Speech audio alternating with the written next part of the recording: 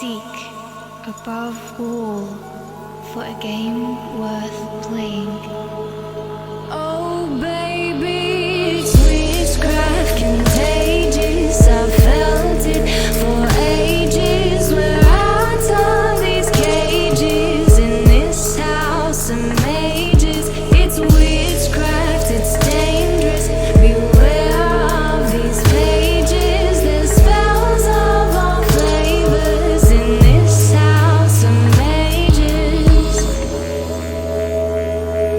In this house of mages. In this house of mages.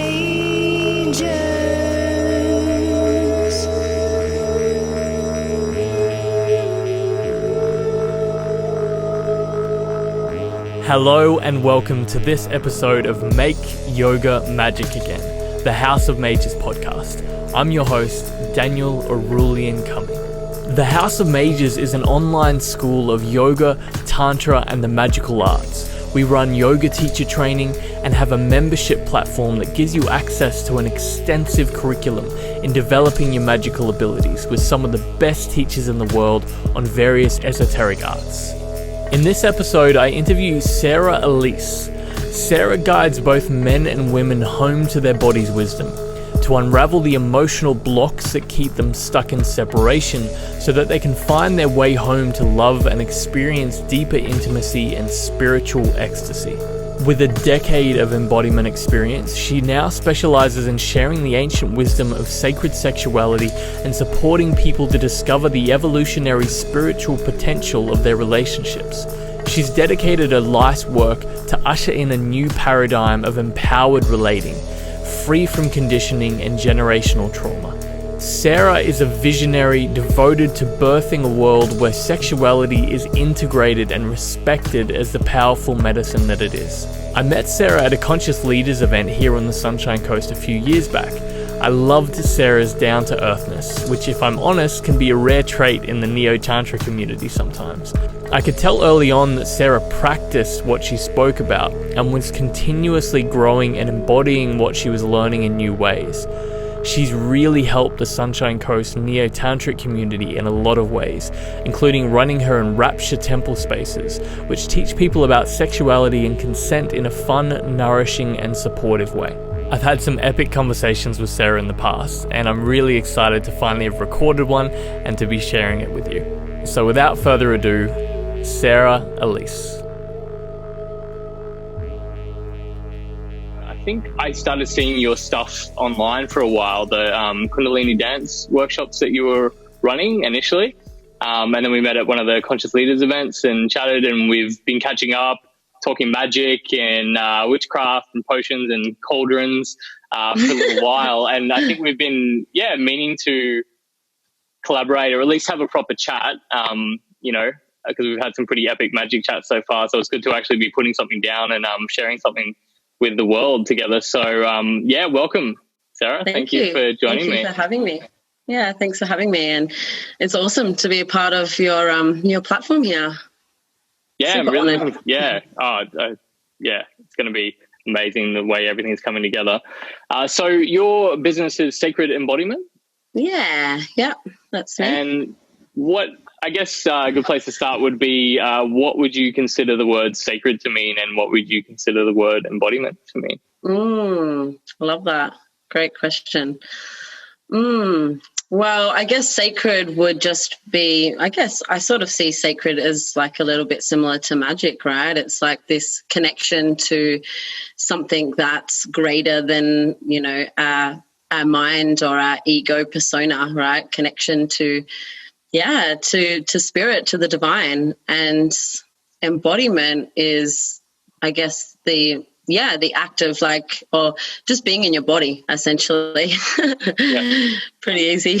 Being present in your body. So, embodiment, is like yoga or dance or anything that really just deeply brings us back into our body, because we spend so much time in our mind. And there's so much magic to unlock in our bodies. Yeah. So maybe we'll start with a little bit of a background and how you got into what you're doing now, into this work, and why I guess you think that those two words sum up what you're looking at doing and how that all kind of conspired. Yeah, cool. Well, I was pretty lucky. I grew up in a very open household. Like my mum became a yoga teacher when I was a teenager, and so she got me into yoga quite early. And both my mum and my dad were into Reiki and all sorts of weird stuff. And as a teenager, or even as a kid, I was like, oh, Mum, you're just so embarrassing. Why can't you just be normal? And it's funny now to look at me and I'm like, shit, I'm way weirder than my mum. How did that happen? But yeah, I guess I definitely resisted it for a long time. And then I got pretty into drugs pretty early as well as a teenager, and went down the wrong path for a while, or a abusive path for a while, and got out of an abusive relationship when I was 18, and I was in a pretty low spot in my life, and that's all I really knew how to fall back on was spirituality. So that's sort of when I started my own journey. And I was just I was hooked. I was just reading book after book after book, and really diving into my own meditation practice. But still very much spiritually bypassing my emotions and my trauma and my stuff for a very long time. And then I discovered Tantra about 5 years ago, and that was really the start of the journey of deep healing for me, of coming back into my body and healing at a body and a nervous system level. I think even from that minute I first discovered Tantra, I was there's a part of me that knew that I was here to share this work. I remember even the first talk that I went to, it was the weirdest experience. I just had tears just rolling down my face, but I didn't have a lot of emotion. So I was am I crying? I don't know what's going on here, but I need to pay attention because whatever's happening, my body's responding and I'm not sure why. Yeah.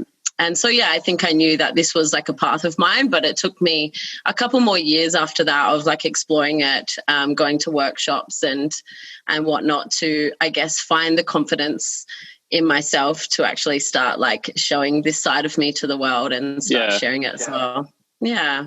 So what were some of the first spiritual practices that you got into? Was there a few books or one book in particular, or what kind of style of spirituality or magic, or what kind of practices did you have to start with? Well, I was I got into yoga to start with. I think I was 13 when Mum took me to my first yoga class. It was pretty casual for those years of my teenage years. And I was, again, as I mentioned, I was, a bit of a drug abuser. So I was really into partying and whatnot. And then, I guess when I fell on the spiritual path, I kept doing yoga. I do all sorts of stuff, really. I think even I remember as a kid, doing spells and being into magic and whatnot and having a magic book then. Yeah. But I don't know, to be honest, I can't really remember. It was quite a while ago. I definitely so when you say you had a magic book, did you say it was your own that you wrote in, or a book that you read? A book that I read that had different spells and potions and, Do you remember what it was called?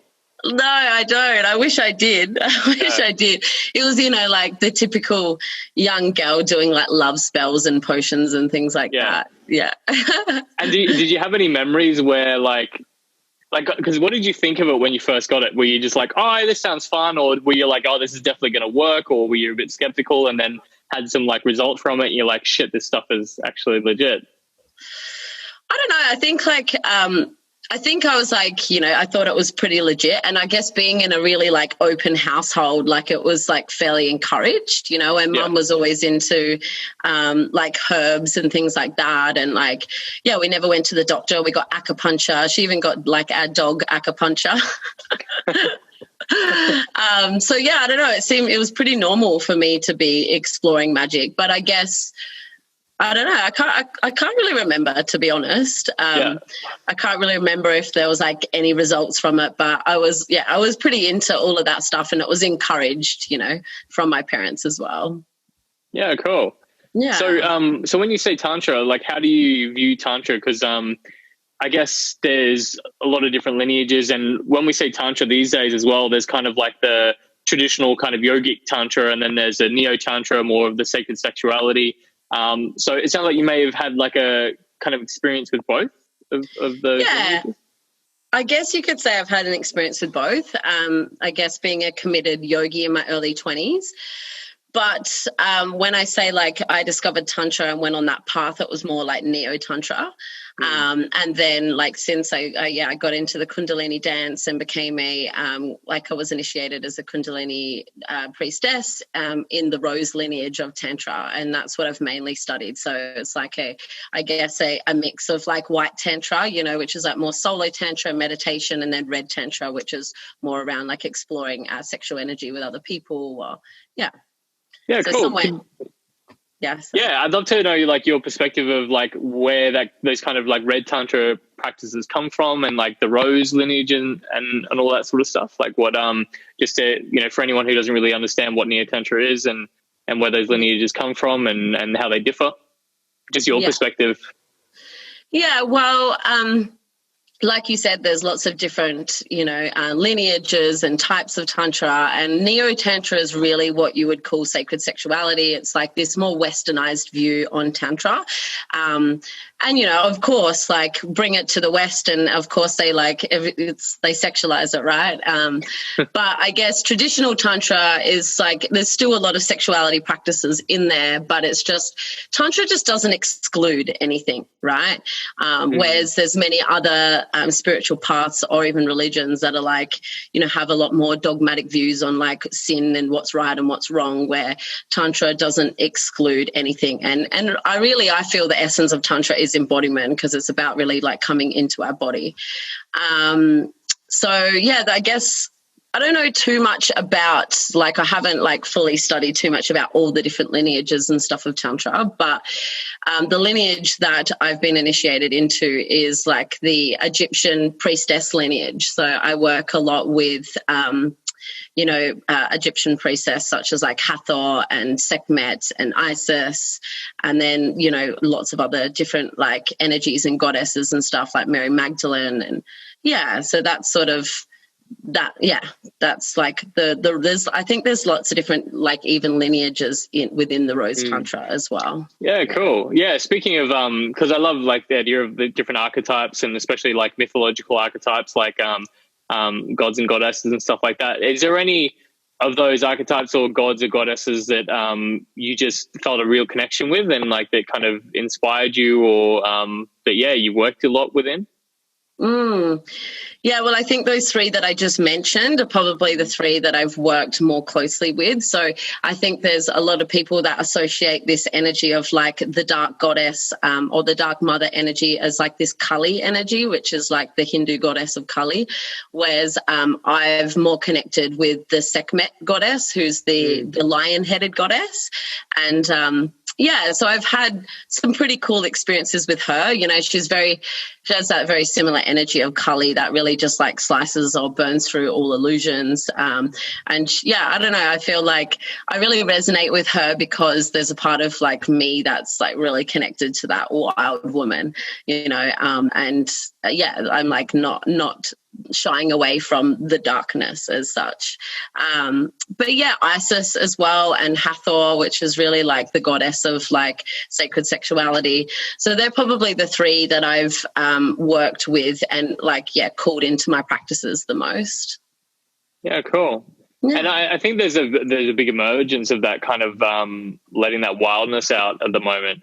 And and I think a lot of it is connected to that liberation of the sexual side of us. And what do you think, like why do you think that is at the moment, and why do you think it's such an important thing to people to tap into?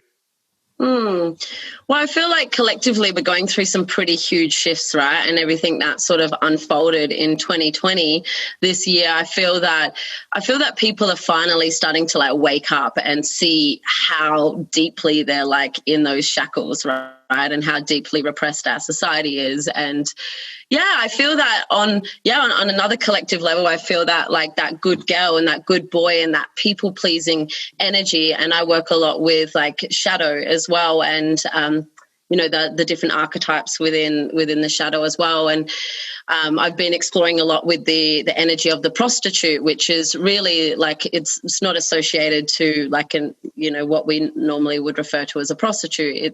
It's more like that part in us that would just give away anything that is of value, or our needs, our desires, our joy, anything that we really truly value, to receive safety, right, or to receive love, because love often equates to safety. So I feel like collectively we're letting go of all of that. We're letting go of like so much conditioning that's just not serving us anymore, and really keeping us like trapped in this suffering. Right. And people are just waking up and wanting to it's like we've been an animal in a cage, right? And finally people are realizing that all they have to do to get out of the cage is just open the door and step out, and there's this whole other world. Yeah. And a lot of people fear that change as well. Actually, me and Miroslav, in the episode before this, we were chatting about how when it comes to public speaking, often people are scared because they're actually going to enact change, both in themselves and other people.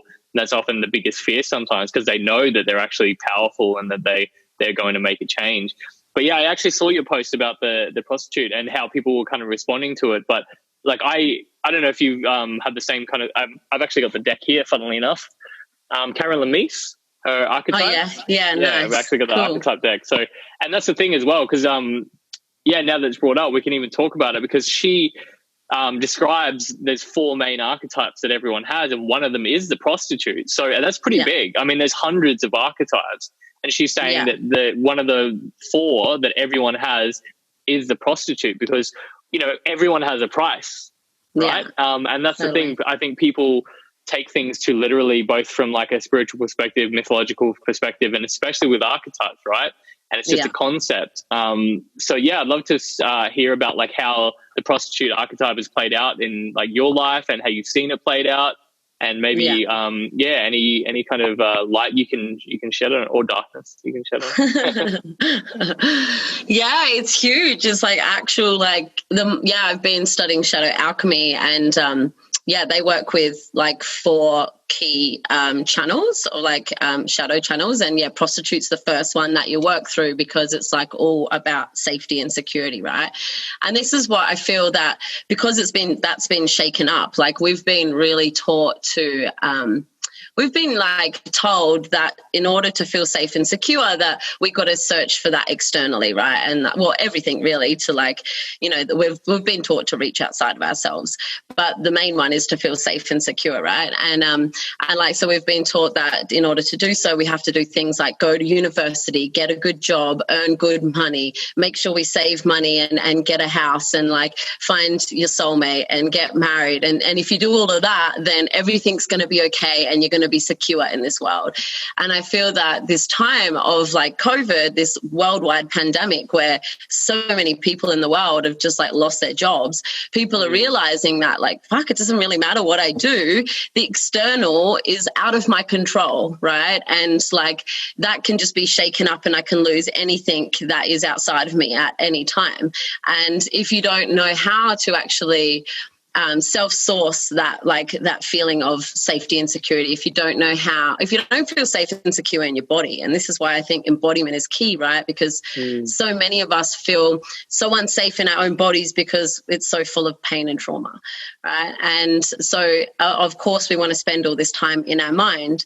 But I just feel that collectively people are realizing that it doesn't matter, what business they've created, or what house they've bought, or what amazing job they've got. Like, it's everything external is always changing, right? And if any of that gets stripped away, like, can you actually feel okay with that? It's like this being initiated into the unknown, right? And this is why I feel like there's quite a bit of a divide happening in people at the moment, where some people are really deeply suffering and struggling in this time, and other people are thriving.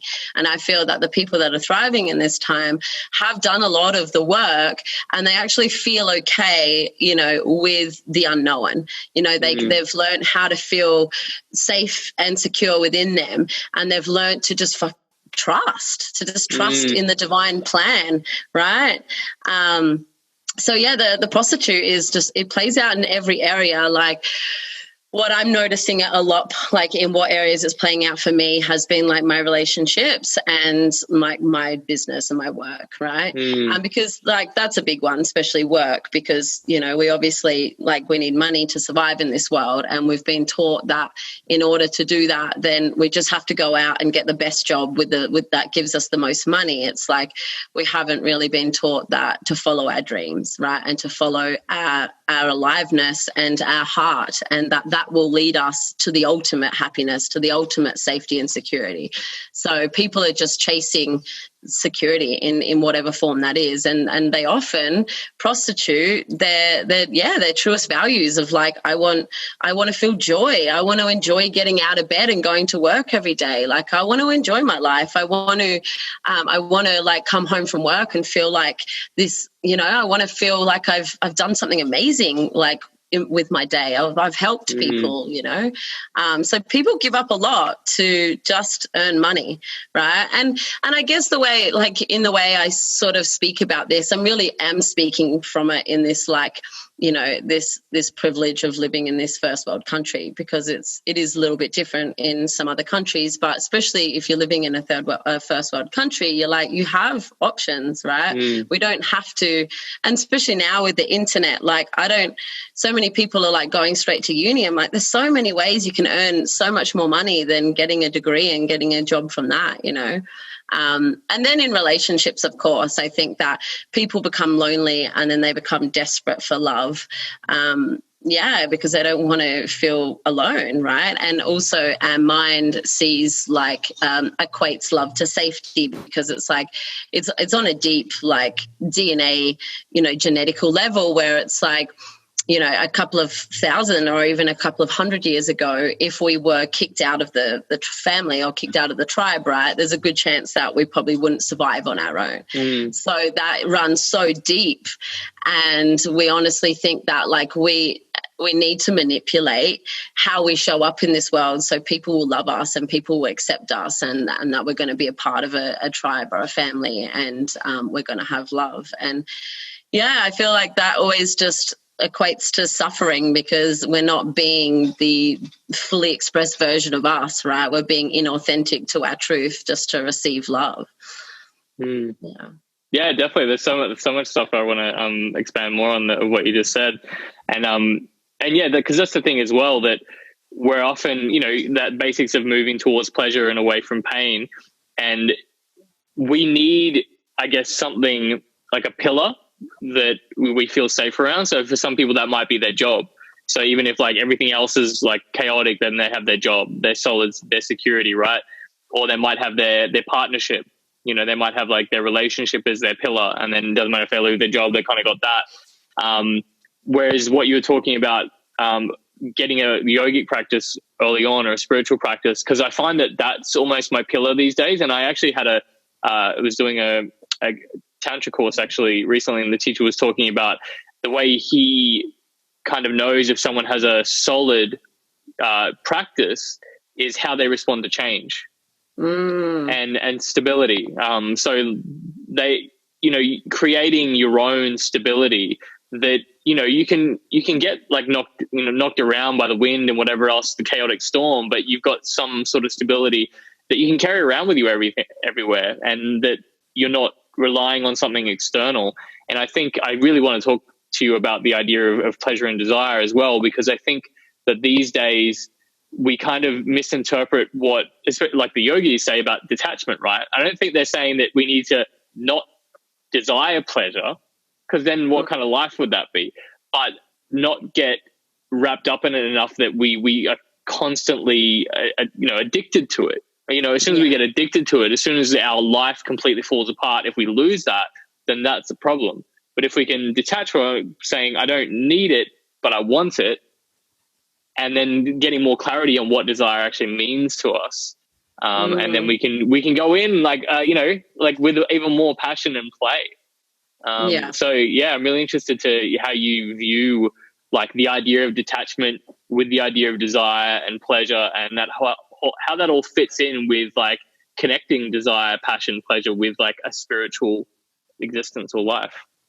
Yeah, there's so much you said in there. And what came up first when you were talking about like having a practice and being okay with change, it's like I loved change. Like throughout my 20s, I was just like traveling the whole time. I had like new jobs every 6 to 12 months. But then I actually look back on that and I'm like, that was also a way of bypass, right? It was like this, I was like a jar of sand. And if it wasn't shaken up all the time, I was like, and I would let the sand settle to the bottom, then I would have to like sit in the discomfort, right? And actually feel what's going on for me. And like because when we stay still, right, with any stillness, we're in presence and all this stuff has time to emerge up. And so it sort of goes both ways. Like we need to be okay with the external change, but then not also attached to that or use that as a way to escape feeling pain. And that sort of leads into that pain or pleasure thing. And it's like, it's like we either like attach or we resist feeling a lot of the time. So we attach to often pleasure. Sometimes we attach to pain as well, generally because within that pain or within that discomfort, we're getting some sort of pleasure out of it. Like that's the typical person that's like always sad or comes across depressed because they get more attention because of that, right? And so they're stuck in that. And a lot of the time it's completely like they're completely unconscious of the pattern of why they're doing that. But, so we often attach to pleasure and then we resist pain. And we also often get addicted to these more short-lived external pleasures.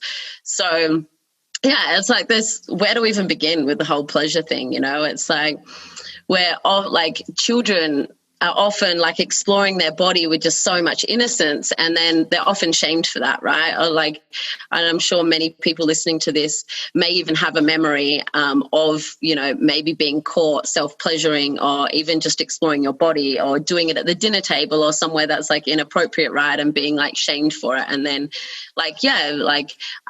thinking that like, oh, it's not okay to touch those parts of me, or it's not okay to feel pleasure, or it's something that I need to earn, right? And it's like it's a reward for my hard work. It's like I need to endure pain and like push myself and be uncomfortable to then only be able to like really enjoy pleasure.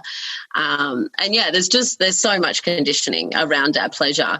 And then, but at the same time, we're also often modeled by our parents to search these external pleasures to us, which are often short-lived, and they're really a way to numb out or escape our pain, right? So I think it's like, even there's so many ways we can do that in this modern society. It's like we've got all the social media apps, we just get on and scroll as a way to like not feel, and like, well, we can eat or we can have sex. There's so many ways that we numb out, right? And we're like chasing these little pleasures and then feeling like shame or guilt around it as well. It's like most people can't even like eat chocolate without like feeling some sort of shame or guilt, or like I'm going to put on weight, or like, oh, I haven't had enough veggies today to deserve this, or whatever it is, you know?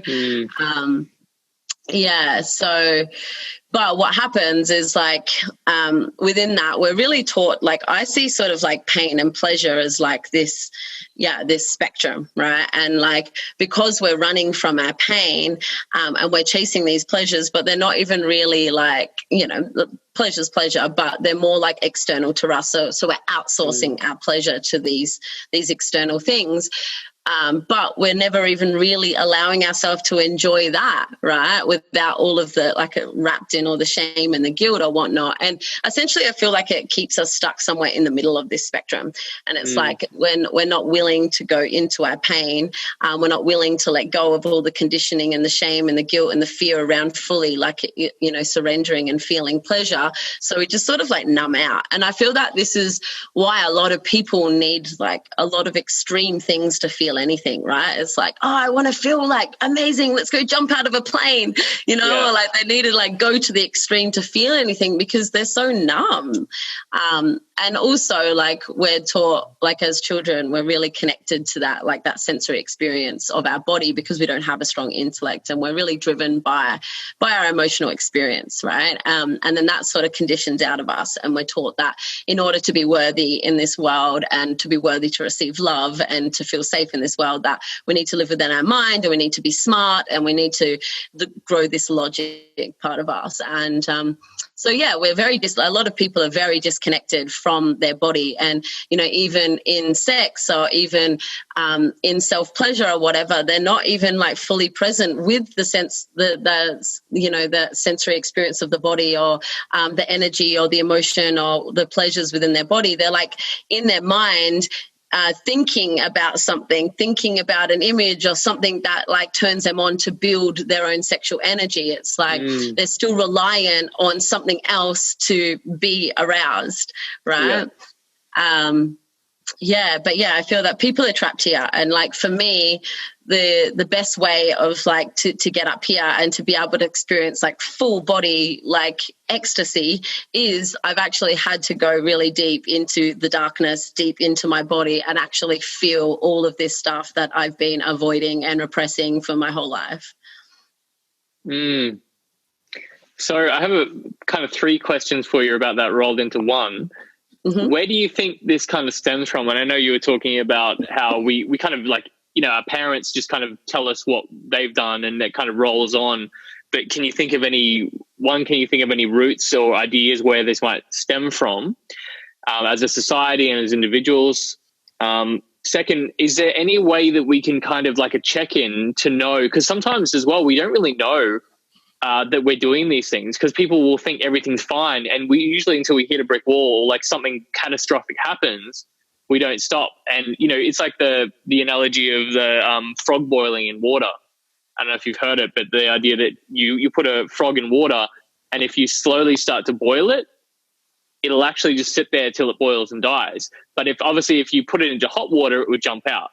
So it's a similar thing. So we're almost slow boiling ourselves. So we're not realizing, because the water is slowly getting hotter and hotter. And then it's not until like something catastrophic happens that we're like, actually, I've been in this for years and I'm not happy. I look back at the last few years. It's so obvious now that I realize that the water's boiling, but it's been so subtle. And I guess, and the third question is, what are some practices that you do or you could recommend to help that? So yeah, where it kind of stems from, how maybe we got into this situation, how can we become aware that we're in boiling water, I guess, and what are some techniques or practices that can help us to, find our way into a more suitable journey or pleasurable experience? Yeah, I think that, look, it's just really conditioning, right? And it's like, again, in that first 7 years of life, we're just a big sponge. So we're really just looking to our environment and we're absorbing everything, right? So, we're looking to our parents, our teachers, our friends or whatever. And I think it's also like conditional, on like a larger scale, it's cultural, like there's cultural conditioning, and especially around the sexuality piece, right? It's like we're taught that, we're either like, many of us grew up in religious families where like sex is like sinful and there's all this dogma around it. It's like you can't do that until you get married and it's bad, and our bodies are dirty and our bodies are shameful and sex is shameful and we can't speak about it. And, you know, we really don't learn much about it at school. Like the sex ed at school was rubbish. And then so a lot of people look to porn, right, to learn about sex. And then that's also really disconnected and, not a true representation of of intimacy. And so like you have sort of like these two ends of the spectrum, and they're both these real distorted views on sexuality. And so, that's where I feel that it comes from. I feel like there's like a lot of cultural conditioning around the sex stuff, and then depending on like your family dynamic and how they feel about it. But, you know, most people are pretty uncomfortable speaking even about even the word pleasure would be like, it has like people just like assume that you're speaking about like sex or something like that.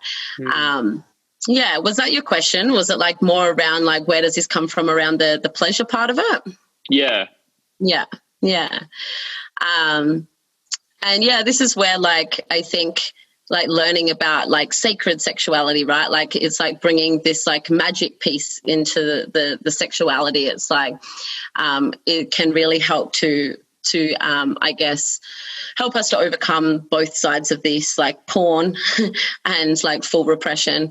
And that's with like, just like creating, and this will sort of lead into the practice. It's like, let go of any like goal, you know, in intimacy. And even when like, and even with pleasure, like for me, the practice that I would recommend is self-pleasure. And that's something that like I commit to, like my self-pleasure every day. And for me, like self-pleasure is just an exploration of like touch, of breath.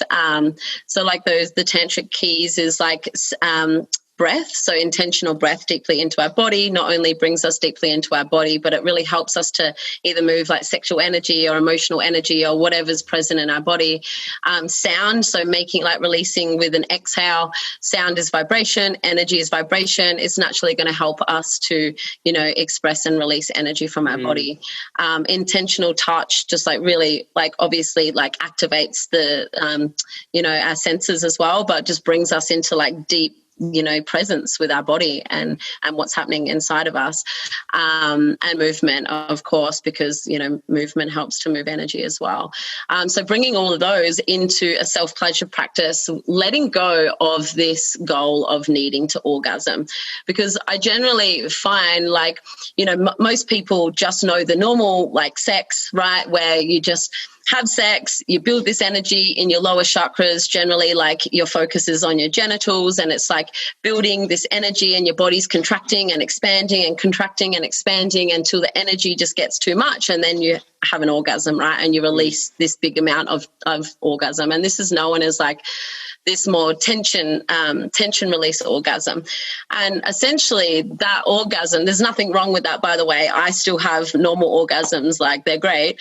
But that is really like the lowest denominator of our orgasmic potential, right? And so what Tantra teaches you to do is to use your breath to move this energy. So instead of just energy just building in your genitals, you're using your breath to move this energy through your body. And like breathing it into your heart is a really beautiful experience. Like it not only really helps to like open your heart and activate all of like this amazing like waves of pleasure through your body, but it helps you to feel more connected to your partner or whoever you're engaging with, and to yourself. And it can bring up a lot of emotion as well. I think this is why, you know, and this is the difference between getting aroused with just friction, right? Or like actually being able to like arouse yourself by just bringing presence and breath into your body, you know. And this is what I do with my self-pleasure practice. I just like how much energy can I build and cultivate in my body just with touch, just with sound, just with breath, just with like moving my body in a like sensual way,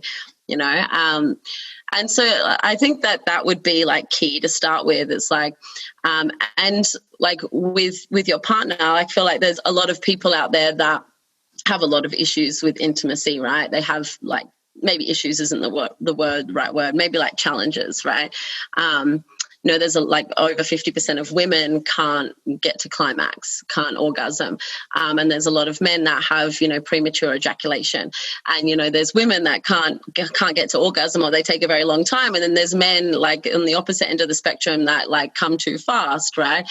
And so like instead of just having normal sex where it's like you guys just like the goal is orgasm, and then you're leaving disappointed because one is disappointed that they couldn't make the other orgasm or whatnot. It's like, why can't intimacy and connection between two people, or even self-pleasure, like let go of the goal and just make it this exploration? Like sit down and maybe do some breath work, or do some eye gazing, or give each other a massage, like a full oiled body massage, and start to like explore like what parts of your body feel like amazing, and where can you feel the most pleasure and the most sensation in your body, and like speak that to your partner, or like or go there yourself, you know. Yeah.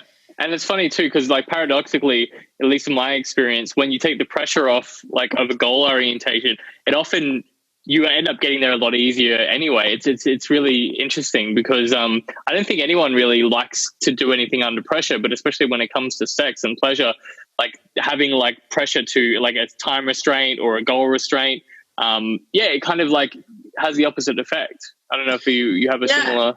100%, because it brings us into our mind, right? We're in fear already, and fear contracts our body, right? And if we're in our mind, we're not in our body, right? And it's like people use sex as just a way to like release like tension or release energy, or like as like, you know, to let go of stress, or, you know, and instead of like really using it as a means to like as a meditation, essentially. It's like, how deeply present can you be in your body? And every time your mind tries to take you out of your body, how conscious can you be of that, and just come back to your breath and come back to your body and come back to the experience. It's like the whole like, you know, it doesn't just have to be super pleasurable at the end when you orgasm. The whole thing can be orgasmic, right? The whole experience can be delicious, can be really yummy, right? And that's if you're just like moving this aroused energy that's building in your lower chakras all through your body. And this is where you can have a full body orgasm or a tantric orgasm.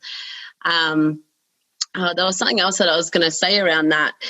Yeah, I feel that, like, especially for women, I think that's actually why women struggle to orgasm, because like women, you know, like men are more single focused. It's a little easier for men to just like, you know, like, cool, we're having sex, we're there. Whereas women, that worry part of their brain is more active than in men. And so they tend to be trying to think about 101 things at once, or, you know, multitasking and doing all these things at once. And they just get stuck in their mind.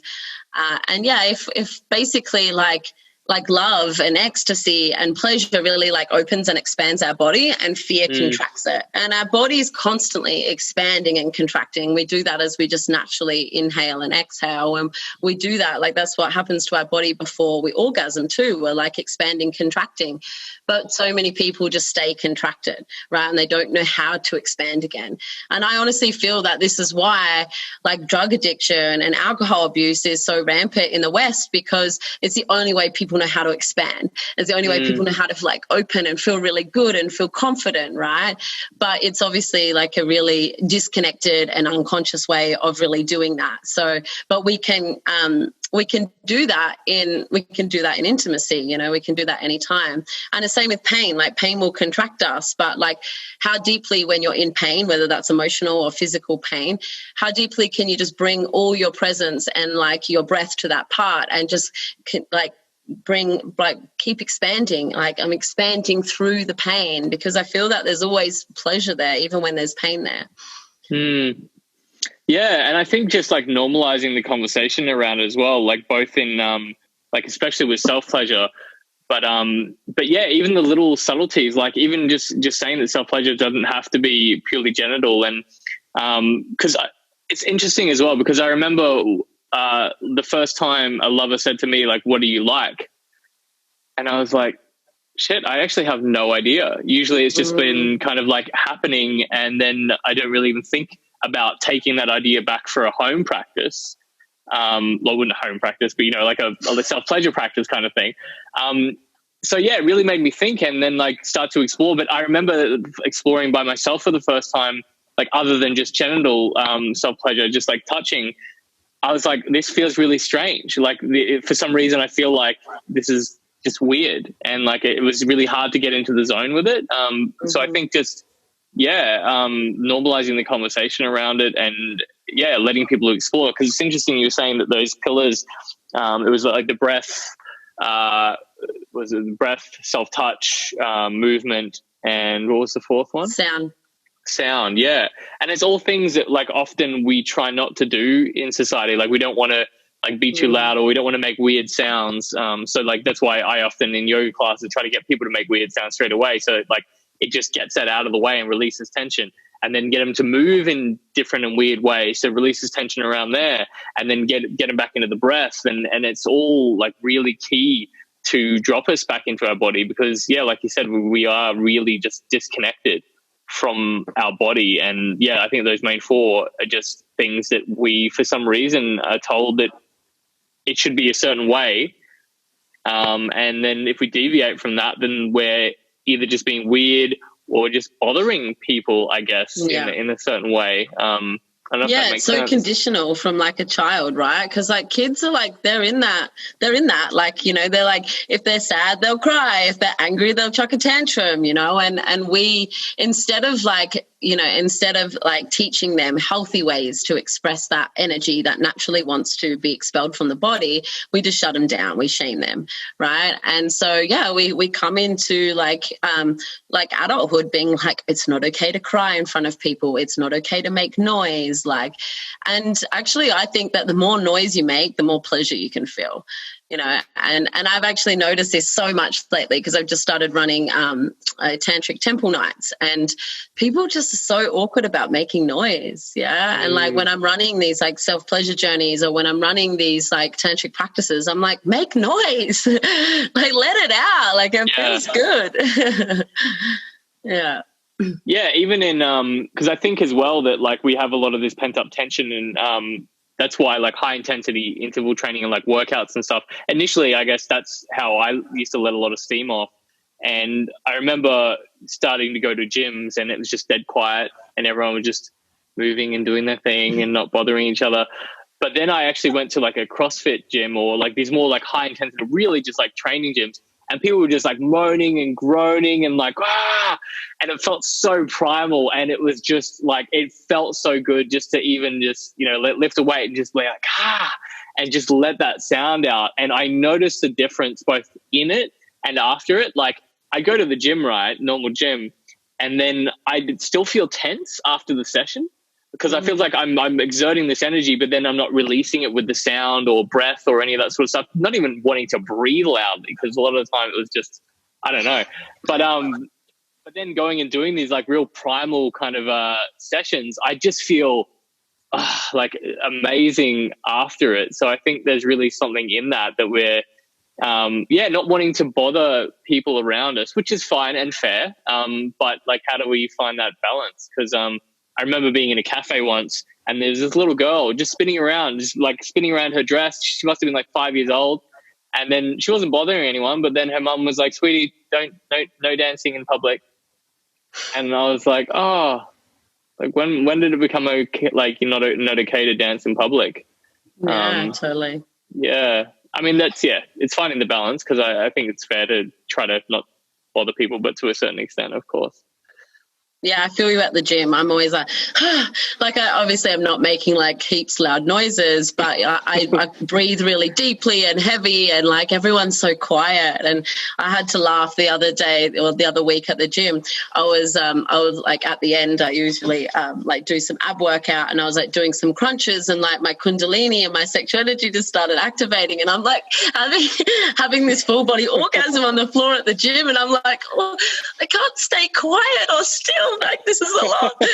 And I was like, just keep your eyes closed. Like if you don't know anyone's watching you, it won't matter.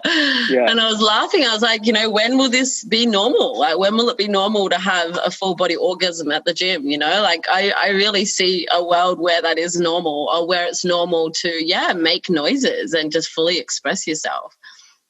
Yeah.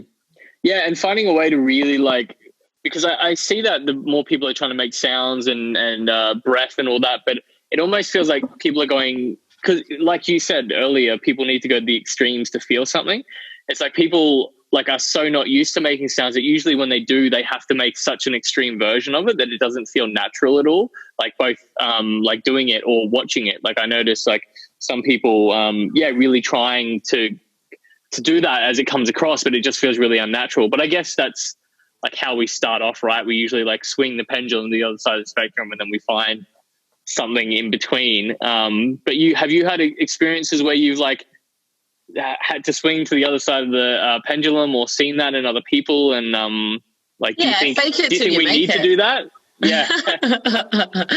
I think just like with, I think that all of life's a pendulum, right? Like we're all like, we're striving for balance. And it's like, can we ever always fully be balanced, right? But I do see it as a pendulum of like, we do get closer and closer to that. But we're also human. We all make mistakes. Like I was just saying to my housemate yesterday, I was like, honestly, like, how the hell do people do this? Like, how do people have businesses? How do people like eat healthy, commit to like their daily practices, go to the gym all the time? Like, it's just so hard. Like, one week I'll be like, sweet, I've been to the gym 3 times. I've been to yoga. I've done a walk. I'm on top of everything. Like, this is amazing. I'm going to do this again next week. And then next week I'm just like, nah, no energy. Right. It's like, but that's life. Like, that's life. I think like, don't be hard on yourself. And I think in regards to the making noises, I see it a lot as well. And I've done it myself. Like, I've hurt my throat from like doing primal screams and making noises. And I think that like really like when you're making noise and you're starting to like explore your voice through whether that's self-pleasure or dance or anything, you know, like really just drop into your body, like really, and like try and make noise from your belly. Yeah. And like try to, so you're not straining your throat. So it's not coming from up here and you're going to like hurt yourself. Yeah. And yeah, I just wanted to also like touch on the desire stuff because we haven't really gone down that. But it was interesting because something happened on the weekend and I think just like more, I just noticed more and more in so many people how they're just not expressing their desires, right? Or their needs, right? And there's so much shame around our desires. And what happens, like anything we shame, anything that we don't love and we don't accept gets pushed into what we call the shadow in Tantra. And like the shadow is like really just our unconscious, essentially. And anything that's in the shadow, well, we can see the shadow as like the darkness as well, right? It's all those parts of us that were hiding away from the world. And it's these parts of us that are hidden away, that are repressed, that are actually ruling our life because we're still most of us are still going to try get our desires met, but we're going to do that in an unconscious way. And we're going to do it with all these other hidden motives of like control and manipulation and be just like, and often it's like you'll get them met, but in a more of a distorted way, if that makes sense. Yeah. So I feel like it's like just key to like owning your desires essentially and learning how to communicate them. Like I'm constantly doing that in my relationships and it's uncomfortable. Like even for me, even for someone that practices it regularly, it's still, I'm like, shit, I actually have like some discomfort in my body around speaking this desire because I feel that I'm not going to receive validation, love, security, whatnot, right? I feel that I'm going to be rejected in this moment. It's like that old wound of abandonment comes up and I'm just like, no, I'll just repress my desires. I'll repress all this. I'm like, I'm not wounded in this spot. I don't have this, right? I'm perfect. But yeah, it's like when I can fully own it, one, I actually more so get my needs met. And two, I'm keeping this really like clean channel between me and my, like anyone in my life essentially. Yeah, I completely agree. And I think that's both in my own experience and what I see in other people's relationships is, and I've noticed this myself, like saying, oh, I'm not getting what I want. This isn't suitable. Like, why doesn't she do this? Or why isn't it like this? And I'm like, I'm not actually asking or voicing it. And I see that so much as well. And other people are saying that, oh, they like never do this. And I was like, oh, you know, why don't you ask them? And they're like, they should just know. Like, but how? how should they just know? Yeah, we're not mind readers. Yeah. And I don't know what it is. I mean, I do it too, but like the key to it, is it because we're afraid of the shame of asking or the rejection, or are we actually like even scared of actually getting the thing? Yeah, I feel like there's this deep unworthiness piece that comes up for me sometimes as well. It's like, why am I afraid of asking for this or owning that desire or that need? And it's like, I feel like I'm not worthy enough to have that need met. Yeah, it runs so deep, all of this stuff. And I've just started working like with couples, doing like couples intimacy coaching. And actually this is a lot what I work with them with. It's like helping them to diffuse and resolve any conflict by actually just getting them back into their body and getting them connected to how they feel, what they need and what they desire and how to speak from that place, right? Instead of being like in these mind stories of going back and forth and trying to prove we're right and you're wrong and whatnot, just because when we're right, we feel worthy. And so we constantly get into these like arguments and conflict and we're just trying to get our needs met. Yeah, but we either don't know what we need because we're so in the mind and disconnected from the body, or we're going about it in this really, distorted way. Yeah. So is there anything that so far has been a big piece that's come up continually with couples in something that you've seen, both from like working with couples and your own experience? Is there like usually a few fundamental things that repeatedly come up that it might have a simple fix, or? Yeah, I feel that, I work a lot with like helping people to alchemize their relational shadows. And I feel like now when I work with couples, or when I take new couples on, I'm actually starting to work with them one-on-one and then together as well, because a lot of the conflict that's showing up in our external reality and with our partners is really just mirroring our internal conflict, right? So, and again, it's like learning how to speak from feelings and speak from needs rather than speak from blame and projection. Yeah, and this is how we've been taught to communicate. We're being victims. We're running this this archetype of the victim, and it's like and that can be easier than having to deal with those consequences of actually feeling the blame, the shame, and the guilt of taking responsibility for it. So yeah, I tend to as I said, work like one-on-one, because I feel that we always sort of know what we want and what we need on a body level, but we're so disconnected from that. And there's also that, again, that prostitute playing out, that it's like not even wanting to be real with those needs and those desires, because it just wants safety and it just wants love, and it knows that even if it acknowledges that and even if it speaks that, then that could lessen their chance of safety and security. Yeah, I mean, there's so much that plays out in intimate dynamics with partners. I've been teaching intimacy workshops for women, and we really concentrate on working on the pillars of intimacy. So the things that really, really help that we really need to have healthy to build a really deep connection with someone, and then the barriers to love.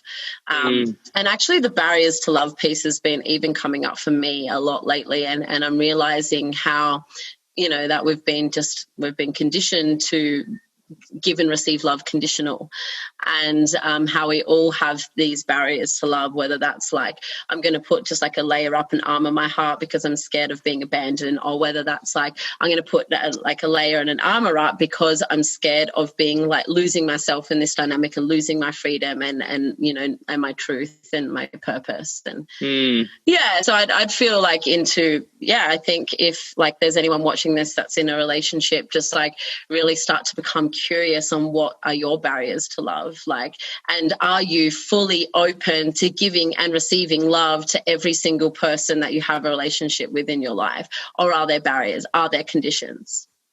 Yeah, and I like that you touched on the victim archetype, because I think that is a big thing that a lot of people just don't want to take responsibility, and I feel like that could be a big barrier to asking for what you want desire-wise and pleasure-wise, because if it's not actually what you wanted, then it's your responsibility to kind of find out what you wanted. And a lot of the time, if we keep it separate, we've almost got that hope in the back of our mind that kind of oh, this would solve it, but I'm not going to ask for it, maybe it'll solve it down the track, and then kind of playing in that victim the entire time, because it is a safe space. And yeah, I think that's why it is so linked with those other main four archetypes. I think there's the child, the saboteur, the victim, and the prostitute, because they all kind of interrelate, right? So we kind of, our childlike self doesn't want to take responsibility and what kind of just wants to be taken care of as a child. And then so we like sitting in that victim mentality, so we don't have to take responsibility and we can blame our certain external circumstances or other people. So we self-sabotage it. Yeah. And then they'll end up selling ourselves out and we're not happy anymore. And it's just constant cycle. But how the fuck do we break out of that cycle? It's hard. It's really hard, right? And you can be single and you're yeah, I've got this. I'm so enlightened, I'm so amazing. And it's not until we get into relationship that all of this old stuff and these old patterns of relating come up, and you're fuck, this is a lot. I think just like don't be hard on yourself. Like even myself, you know, I'm an intimacy coach. I've been working on this stuff deeply for many years, and I help people with this stuff, but it still pops up for me. It's like it's a lifelong journey, and the only difference now is that I have the higher awareness of when it's playing out, and instead of like acting from that and reacting from that, I can see it and I can manage it, right? And not just manage it. Like when I see these parts playing out, you know, these shadowy behaviors or these old wounds coming up, I actually allow myself to deeply feel that.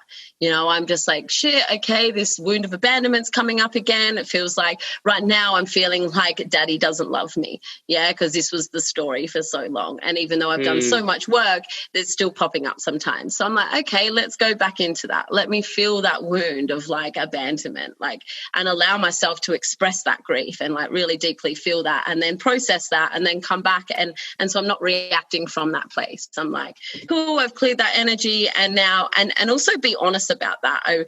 I noticed recently where like that exact thing happened and that old wound of abandonment came up, that one, I wanted to like just sabotage the relationship and just push away. And there was a part, and like just, you know, just like have space. And I think that's okay. Like I did take space from like the relationship for a couple of days. And then I realized in that, I'm like, shit, like I'm having all this shame pop up around it. And I'm like, this shame because this has been this wound that's played out, and the only reason that it played out for so long is because I pushed it into the shadows, because I had so much shame around it.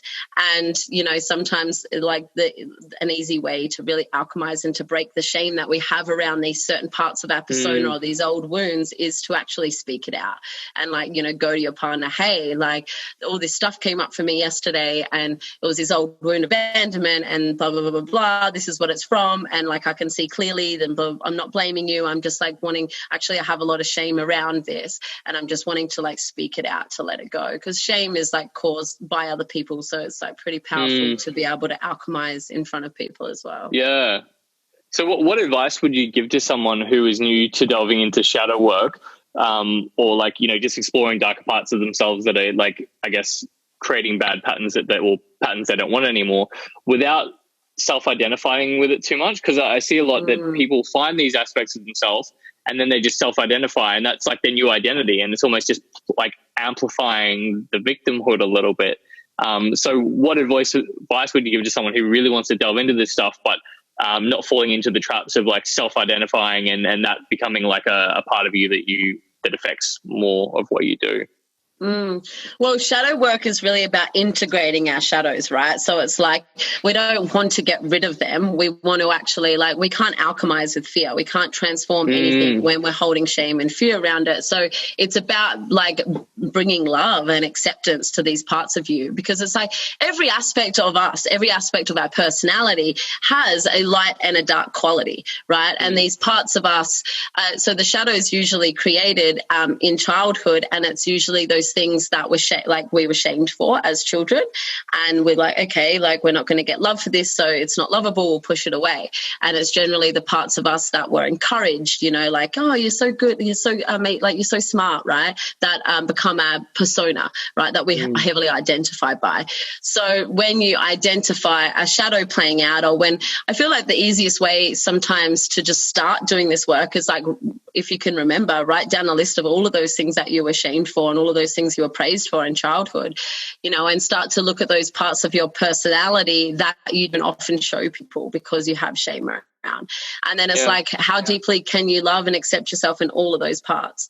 Like for me, you know, I like often didn't feel safe. Like I had this safety and these trust issues, and I was really controlling in my earlier relationships.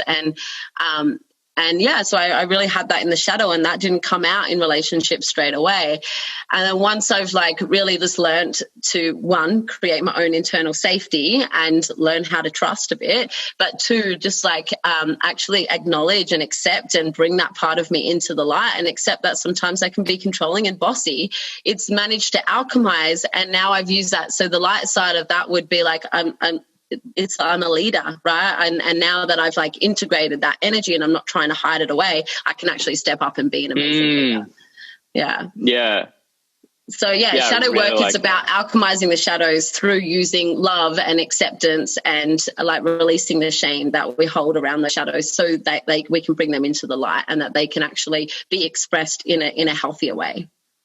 Yeah, I love that. Yeah, it's like almost turning something that you consider a weakness or a pattern that's detrimental to yourself and finding, a way that can be beneficial. Because I guess everything has a reason for being, right? Even anger and different emotions that we consider bad that we want to get rid of, that all has uses. So it's just, like you said, alchemizing that and And doing the mirror work as well. I think mirror work's really, like when you just said anger, I was like, anger is like one of the biggest repressed emotions in this world, but it's also this really powerful, amazing emotion or energy that we actually need to be able to set boundaries and be assertive and speak our truth, right?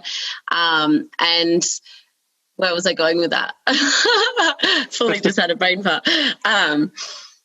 Oh, it's gone. Obviously wasn't meant to be spoken about. That's right, but it's a really good topic. And I think because actually, like when I was teaching at some festivals running my rune yoga stuff, and like a lot of it is very primal. So people coming to a yoga class don't expect to like be crawling around on the ground and like growling at each other and like sticking their tongue out and stomping and stuff. So I think people were really surprised, but I think they said that I remember one woman coming up after and she's like, I feel like there's been this like crazy warrior womanness in me that like this warrioress that just wants to jump out, and I finally got to express that. And I'm realizing that there's how much anger is behind a lot of people, and just them not being having a healthy expression of that as well, and just a fun expression, just like seeing the lightheartedness in anger. Like anger always comes out as like this really serious thing, but how can we like alchemize that and use it as like this? It's just anger. Like it's just energy. How can we play with that in a safe environment? Yeah, beautiful. Yeah, I think anger is really potent, like a really potent one to really like alchemize and integrate into our being. And I feel that it can really help you like fully step into your power when you do so.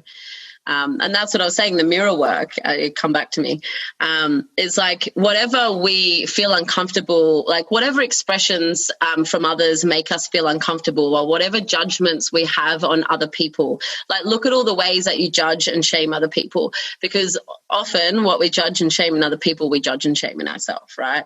And a lot of the time that can actually guide us to our own shadows. So and especially like with the sexuality stuff, like are you looking at people and be like, oh my God, I can't believe she's wearing that, or I can't believe she's that sexual, or whatever. And it's like, how deeply it's like obviously you're repressing your sexuality, or you're not okay with you in that type of expression. And that can be a really powerful way to start to like hunt your shadow.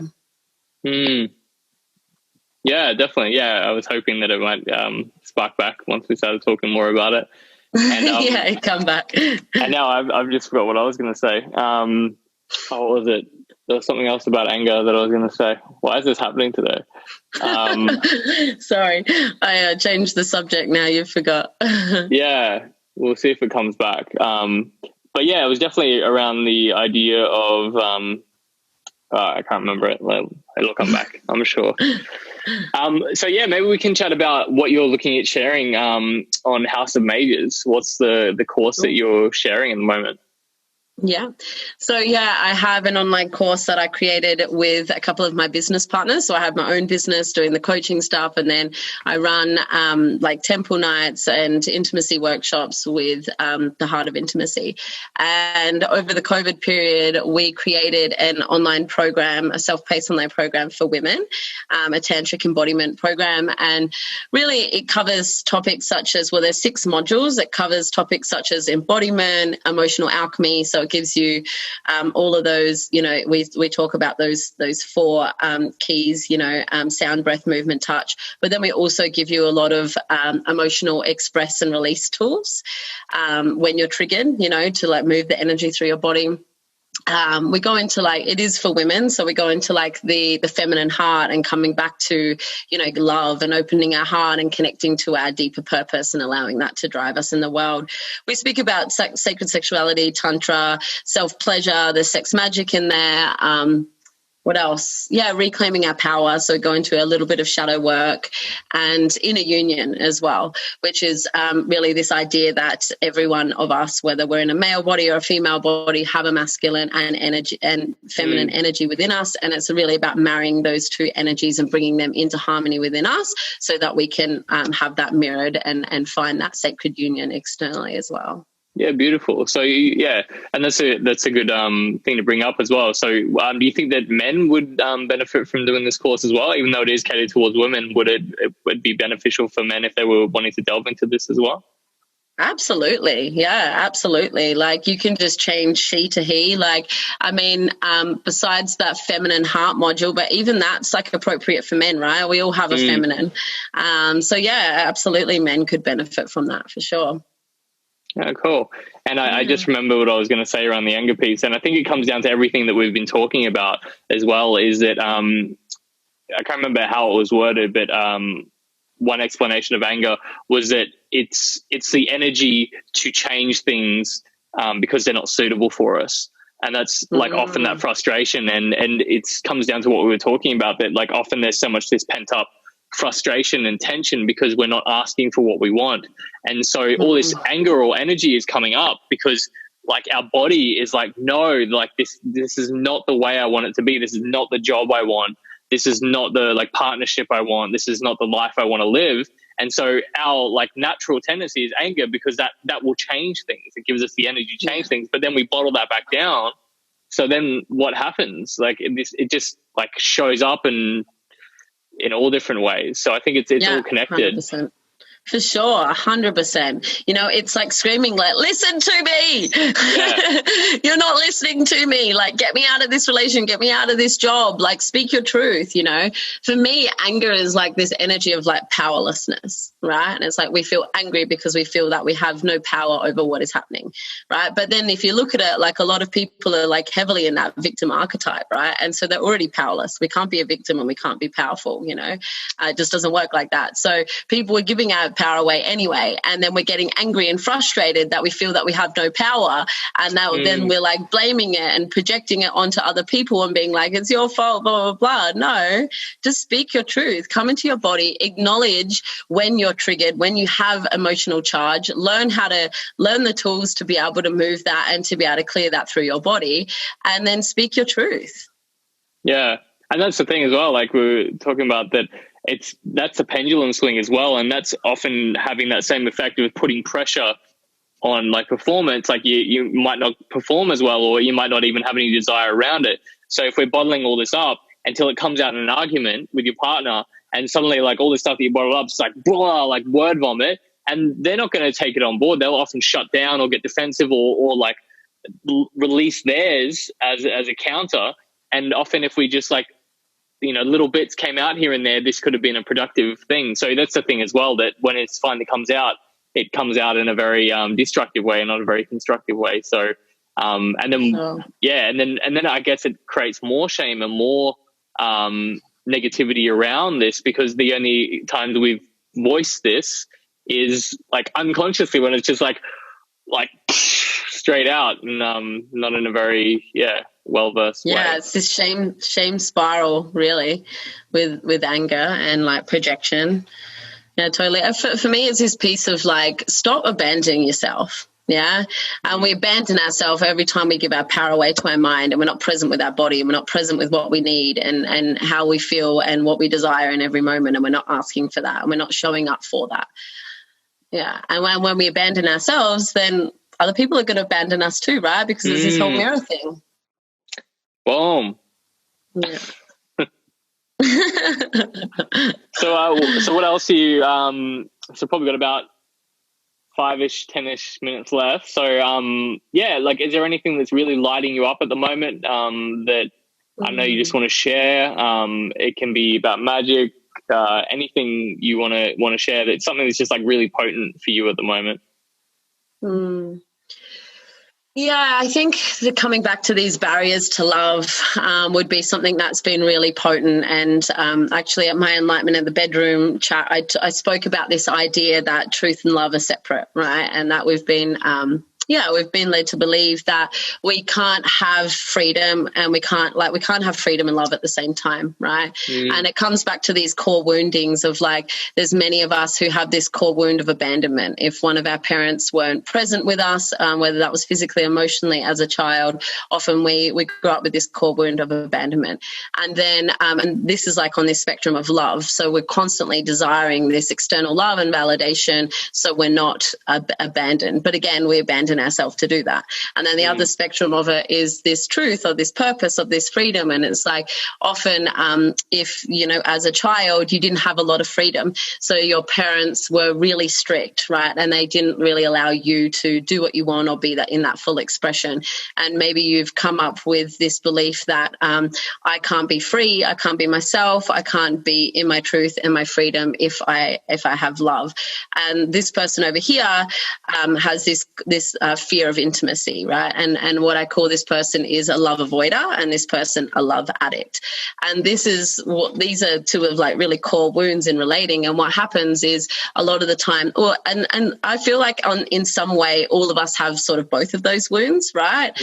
For me, this is like the masculine part of us is like wanting to avoid love and run to truth or seek truth or purpose, and this part of us is the feminine in us is moving towards love. And often when we meet someone and you think that you have amazing chemistry, you have amazing polarity, but it's our wounds polarizing. So it's like this person over here that has this wound of abandonment will polarize with this person who is a love avoider, right? So we can heal these wounds essentially, but it creates a lot of drama. It's really emotionally exhausting, and it creates this push-pull dynamic because at first the wounds might not show up, so there'll be a lot of love or whatever, and then this person's just like constantly getting needy and like having a lot of expectations, and then this person starts freaking out and it's like, well, my freedom's being taken away from me, so I'm going to pull away.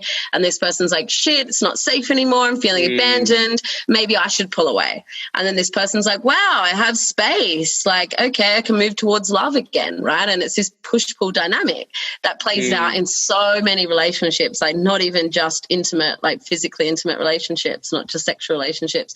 I realized at the start of the year that I even had a similar dynamic playing out with my own mother, you know, and it's this conditional love piece. It's like, they're only going to love me if I show up this way. And when I hurt, like, it's like this, like, I'm going to close down my heart when I'm hurt because it doesn't feel safe to keep it open anymore. Right. So I'm going to pull away, and I'm going to like pull away and hope that this person will come, like, will come to me and be like, I'm sorry that you're hurt. Right. And change their behavior so that I can open my heart and it feels safe again. Yeah, it's so crazy. I even see it play out I'm obviously a lot like more conscious of it, and I've like done a lot of healing. And so someone in the middle is like someone who's like more securely attached, right? It's like they can healthily depend on someone and allow someone to healthily depend on them. And I like to think that I'm here now because I've done a lot of work, but it's still like the wound of abandonment still pops up for me. I still want to run when it feels unsafe to keep moving towards love and opening my heart. And yeah, so it takes time to work through this dynamic. But essentially, this is what I'm really moving into sharing with women. And I'm like helping women to overcome, helping women to overcome their insecurities, their codependency, and these unhealthy relationship dynamics so they can come into their sovereignty in life and in relationship.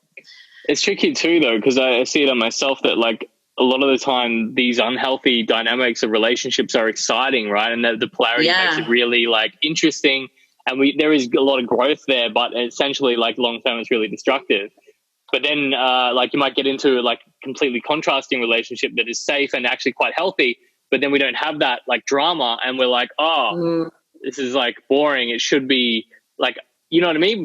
It's tricky because like, you know, and I guess there's no right answer for this, but you know, what is the ideal relationship? Like, how do you have that like polarity and that excitedness with having that stability and like a good, like nourishing relationship as well? And I guess that's like different for each person depending on what they want and need. But Yeah, you have to cultivate it, right? Like having strong polarity means there's strong attraction, but it also means that there's a lot of conflict. Yeah. So like if there's not a lot of strong polarity, but there's more chemistry and you guys get on really well and there's two secure people coming together and relating more through like interdependence rather than codependency, you are going to have to work at keeping the polarity. So you can do that in so many ways of like, playing in domination and submission in the bedroom, right? To keep these polarities. It's like, and it's the same with like when two people who have done a lot of inner union work, right? And they're quite balanced humans, and then they meet another person who's quite balanced as well, and they're not just like more in one of those polarities. It's like, it was like but when we're in that, we get to like choose, like, okay, like in this part of like our relationship, I want to show up in this polarity, and it's really important if you show up in this polarity. So it's like, just like we get to play in the different polarities when you're conscious of it. Yeah. Yeah, cool. Yeah, and another piece, I guess, is, just opening up that conversation around it, which, I think a lot of people don't know that they can. Totally. And I like that you mentioned the saboteur, it's like there is a part of us, and I even notice it in myself as well, because I've had a lot of destructive, a lot of toxic relationships in my life, and then you find one that's more stable and you're like, shit, like I'm looking for reasons why this person is going to like leave me or why this isn't going to work out, right? Because my saboteur is like, fuck, this is uncomfortable. I don't know this feeling. Definitely, yeah. And that's another big thing. Hey, if we're used to like that polarity and we're used to just that drama and it not working out, then when something like different comes along and it's actually feeling good, your saboteur is just like, nah, this is too different, this is too weird, something's wrong. You gotta bring back the familiarity.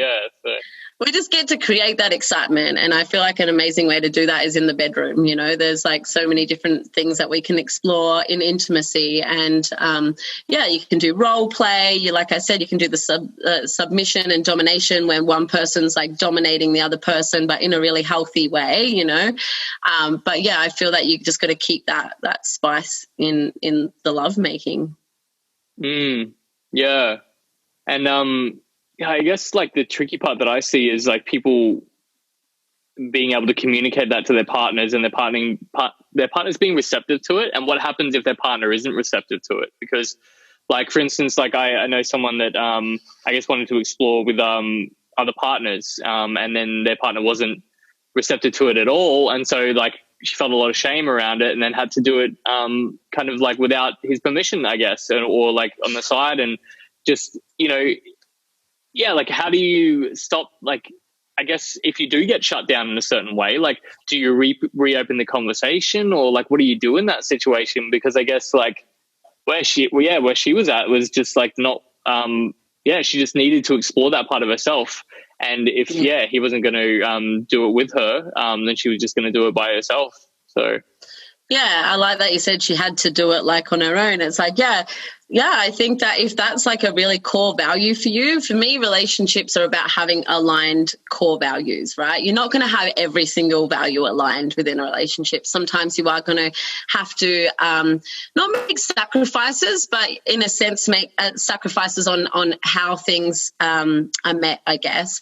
But I think that's a really good question, because I think that if there's a core value such as, hey, I want to open relate, and hey, no, I'm like strictly monogamous, and that is really important for that person, then maybe this person is not right for them. And that's okay. Again, like we don't need to attach on to these relationships, and if we're attaching on and don't want to let them go, it's because we're codependent, right?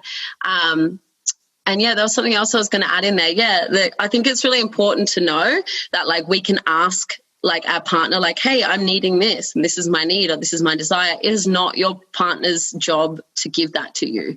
That's your parent's job, is to provide for your needs, and you're a sovereign adult right now. So you don't like it, when you request for a need to be met and it's not, how can you meet that on your own? Or is that something really, really important, and maybe you need to compromise on how it's met, right? Because a need can be met in so many ways. It doesn't have to be like, it's not black and white. And a need, there's probably hundreds of ways that you can get your needs met. And if it's really important for you to get your, like, this specific need met from your partner, and they can't meet it in the way that you desire, are you willing to compromise on how that's met? Or if not, and it's really important and it's a core value of yours, then maybe you're just not in alignment to your partner and you just need to go. Yeah, and I think the idea of renegotiation as well, because you come into a partnership and basically you agree either, like, you know, to be exclusive or this, and you usually make those agreements when you first come into the relationship. And a lot of the times in most generic relationships I see is that that's never renegotiated, you know, because you change as people. Like, you know, it might be in the relationship for 3-4 years, and then you say you're very different people. Like, well, this agreement doesn't really suit us anymore because I'm feeling this way and I kind of have these needs now. But it's like, no, we agreed to that. Now you're breaking that and we're done. It's often seen as very like this aggressive approach, because it's like you're breaking the contract. But I think if we can, see it as like, you know, it's dynamic rather than static in the relationship, which I am seeing more and more. But I guess it's tricky for people to, if they have this very static partner and they're feeling a bit more dynamic, you know, because obviously there's a lot of love there. You don't want to just break it off. But how would you approach that, I guess? Yeah, I think the relationship agreement piece is key as well. Like, I just gave one of the couples I'm working with that as their homework, to write down their values and then come together, discuss their values, and then make relationship agreements based on those values. And then I said to like relook at those values monthly, you know, and there may be nothing that changes in a month, but there may be like, hey, we've worked on that and that doesn't really need to be in here anymore, and this needs to be in here. But yeah, I don't know. I feel that a lot of people stay in relationships like way longer than they should, right? And I get it. I've been there so many times, and it's hard when you have pets and houses and furniture and all this thing with someone, like you're so enmeshed with another person. It is a big decision to leave the relationship, and I get that. But it's like, what's more important? Is it more important for you to like fully honor your truth and to like bring your life into alignment with your values?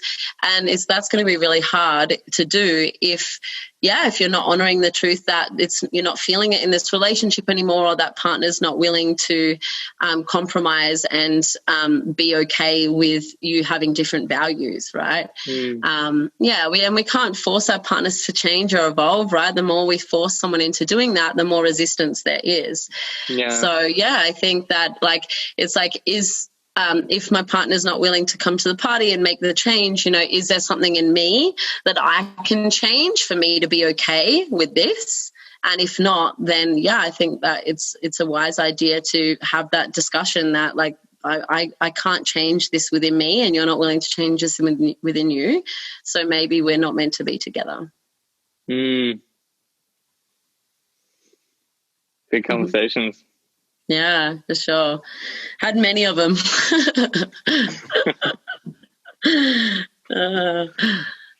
Cool. Yeah, what were you going to say? I was just going to say, I think we just need to remember that the primary relationship we have is with ourselves, right? So if we can't nurture that and be really honest with ourselves, then all other relationships are, you know, it's going to affect all other relationships. So yeah, definitely. And I completely agree. And I think that's what, a lot of what I'm doing here with House of Mages and bringing people like yourself in with your courses can really help people tap into that, whether they use it like to expand other aspects of themselves, or, you know, just finding that pillar that we were talking about at the start of the conversation, so that they can always come back to that. And if they, you know, don't have the relationship or don't have the job, they gives them that confidence to step back into that pillar of themselves. And then, but like we spoke about as well, often taking the pressure off just makes it happen all the more. So a lot of the time, the fact that we're just striving for that goal is the thing that's keeping us from that goal. But I know it's paradoxical, but I feel like the more a big cosmic joke. It is. It is all a big cosmic joke. You got to laugh. Yeah, exactly. Cool. Well, any last bits you want to share before we go? So if people, obviously they can find you on House of Mages. So Sarah will have her profile up on the House of Mages platform, which will link to her course and anything else that she's doing, so you can find her there. But is there anything else that you want to mention or link to, or where people can find you other than House of Mages? Will there be my website on there as well? Yeah. Yeah. If you just also you'll find my social links on my website, but you can follow me on Instagram. It's sacred__embodiment. And yeah, if you search in Sacred Embodiment on Facebook as well, you'll find my Facebook business page there as well. Amazing. Cool. Well, this was fun. chat. Thank you. Yeah, I really liked it. Thanks for having me on. Awesome. Thank you. Thanks everyone listening. Yeah, thanks guys. All the best. Thank you for listening and being a part of this episode of Make Yoga Magic Again, the House of Mages podcast. I'm your host, Daniel Arulian Cumming, and a massive, massive thank you to Sara Elice for being a part and my guest for this episode.